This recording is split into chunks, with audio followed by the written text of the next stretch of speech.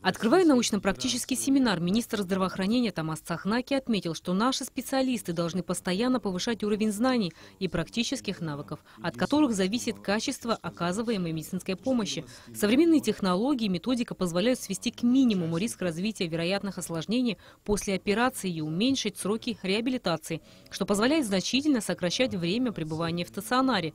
Но этими технологиями надо уметь пользоваться. Договор между Минздравом, АГУ и Башкирским университетом предполагает широкое научное сотрудничество, и одно из его направлений – повышение квалификации абхазских врачей. Как известно, в мире данные методы, эндохирургические методы лечения,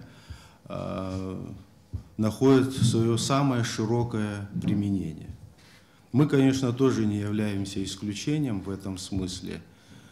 На сегодняшний день активно внедряем методы лапароскопической хирургии, в частности, абдоминальной хирургии. У нас есть уже опыт проведения подобных операций на органах малого таза, а также торакоскопические операции. Кроме того, мы применяем и другие эндоскопические методы хирургического лечения. Профессор Валентин Павлов очень известен в медицинских кругах России. Кандидатскую и докторскую диссертации он защищал в РУДН. Павлов – автор более 500 научных и учебно-методических работ, 35 патентов на изобретение. Такие мастер-классы, безусловно, полезны в плане обмена опытом. Мы сегодня показываем ряд операций, которыми мы владеем, которые вошли в наши клиники уже прочно.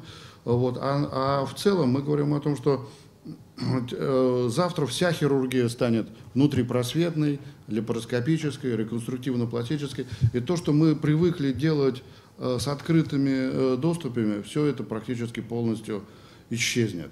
И мы все, чтобы оставаться в тренде нормальной современной хирургии, должны все этими технологиями владеть, знать, изучать. После того, как Павлов удалился в операционную, врач-хирург высшей категории профессор Махмуд Тимирбулатов продолжил конференцию уже как модератор. После представления истории болезни оперируемого на большом экране в онлайн-режиме появилась картинка с операционной. Профессор Павлов подробно комментировал ход операции и рассказывал о том, как проходят подобного рода операции. Видно, да, что очень специфичная, конечно, подготовка. Это о том, что мы уже говорили, что все-таки операция довольно сложная, и если мы не обеспечим нормальную экспозицию, то ничего не получится. В операционной вместе с профессором Павловым работал абхазский врач-хирург Руслан Цмыр. Всегда полезно посмотреть, как оперирует опытный специалист. Устанавливается баллон для формирования полости.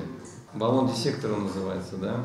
В обсуждении часто звучали медицинские термины, не очень понятные обычному человеку. Но гораздо больше впечатлила спокойная и уверенная работа хирургов.